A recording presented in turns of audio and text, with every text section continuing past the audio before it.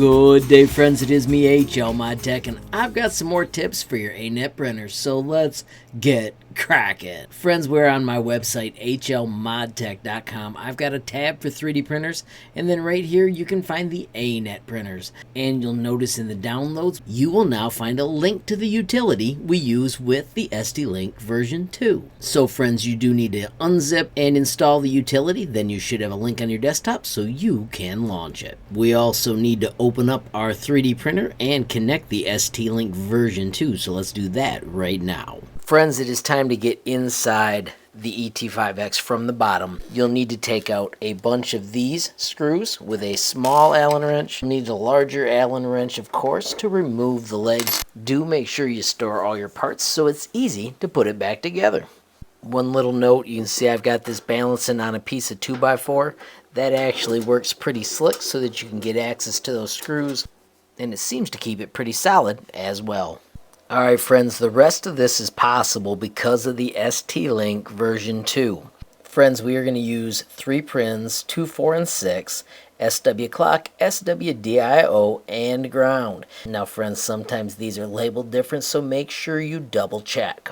As I showed you a moment, we're using 2, 4, and 6, so you can see I am on the other side with 2, 4, and 6. You can see I've got mine with the black one as ground, the brown one is the SWDIO, and the white one is the SW clock. Make sure you've got those double checked or you will not have success. Quick pause, friends. I just want to remind you that right now the 3D printer is unplugged. Never reach inside your machine while it's plugged in. Alright friends, so in the ET5X we need to find this motherboard and see right there, that is the G. And then these get connected in this order, black, white, brown. Of course, the ground is the bottom one, then we connect the white, and then finally the third one is the brown one. Get my fat hand out of the way, and once again double checking. From the G, black, white, brown is the order. Alrighty friends, so right now I am going to plug in and I'm going to power on the ET5X. And now I've got an extension so my PC can reach, and we simply plug it in. With that completed, now we can click connect and it'll read the firmware from the 3D printer.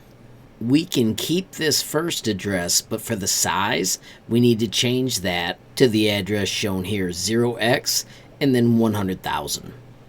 I messed up and had to redo it, so make sure that you type in that address.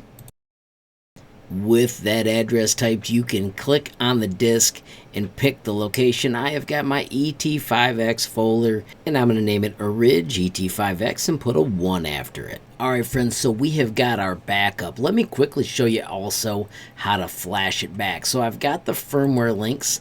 If you check this one, it does not have the ET5X, even if you go to page 2. But if you choose Site 2, then you can find the firmware for the ET5X.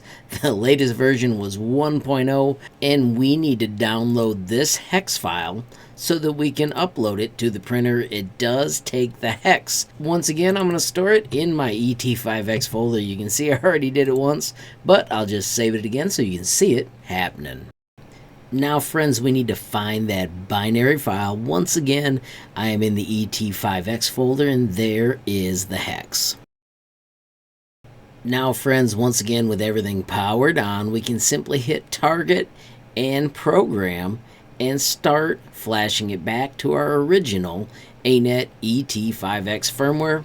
I used to show the printer's display screen, but absolutely nothing changes until the firmware flashing is complete. Then it'll reboot and you can check your results. There you can see friends, we are back to stock.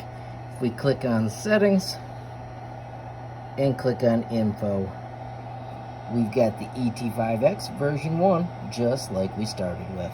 Alrighty friends, so there you have it. 2 skills today: how to back up your firmware correctly, and then also how to get back to a stock version of your Anet printer's firmware if you want to. Now, of course, don't forget the other video that I have is how to get to Marlin 2.1 Bug Fix Edition. You can always check up above in the cards for the link to that.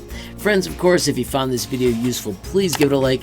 Please also hit that share button so more people can learn about HLModTech. Don't forget, you absolutely make my day if you take time to leave a comment down below. And if you haven't subscribed yet, what are you waiting for? Smash that subscribe button. And last but not least, hit that notification bell if you want to be the first to know when there's a brand new video from me, HLModTech. Thanks for watching. Have a great day.